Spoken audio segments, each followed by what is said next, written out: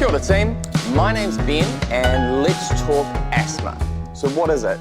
Asthma is a chronic inflammatory disease of the airways that's characterised by reversible airway obstruction, bronchoconstriction, airway inflammation, increased mucus production leading to mucus plugging. Okay, so what does this mean? It's an obstructive airway disease, which means we have trouble getting air out of our lungs. We have non-allergic asthma, which tends to occur in adulthood.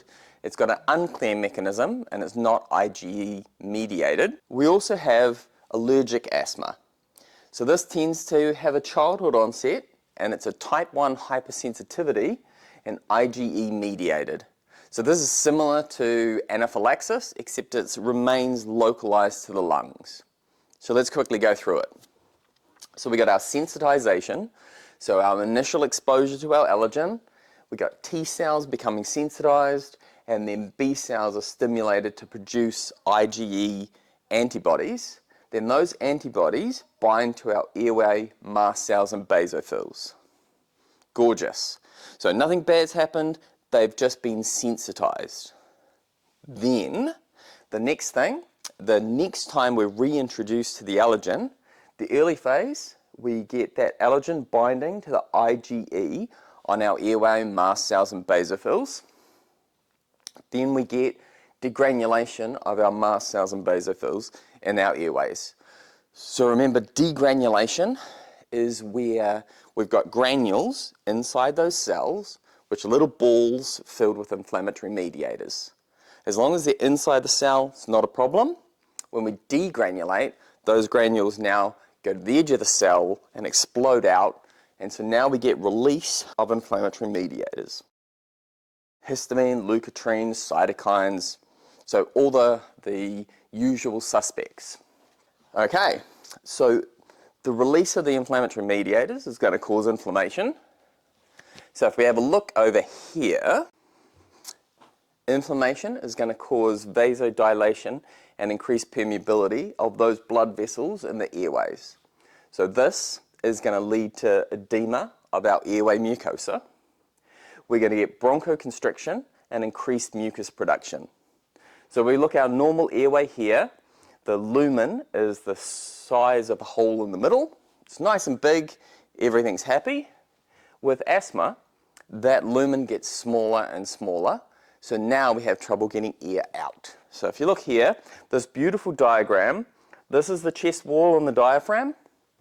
During inspiration, our chest wall moves outwards, our diaphragm pulls down, and as it does this, it's going to draw our alveoli open and also pull our airways open. But when we do expiration, the chest wall squeezes in, the diaphragm pushes up, and this is how it forces the alveoli to get squeezed and push the air out. Unfortunately, the lumen of our bronchioles is also going to get squashed.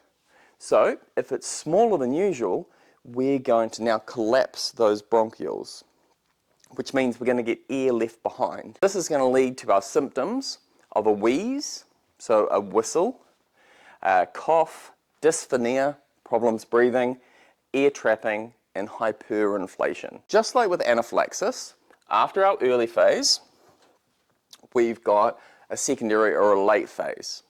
Because we've got these cytokines that were released as part of our inflammatory mediators, two of them are interleukin-5 and eotaxin, and their job is to stimulate our eosinophil production from bone marrow, and eotaxin guides those eosinophils to the airways.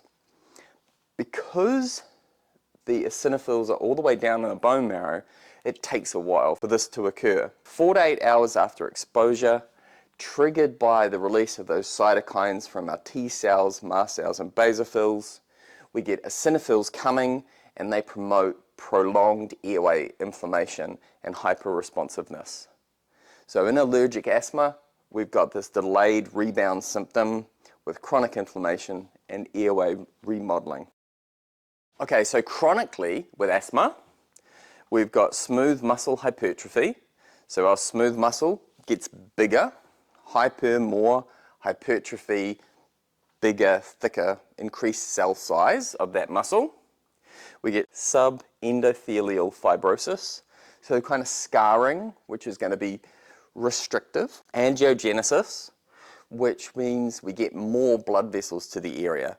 So this is going to be a problem when we've got inflammation, because more blood vessels, when they vasodilate and have increased permeability, then we're going to get more swelling, more edema. And we also get goblet cell hyperplasia. So hyperplasia means more cells.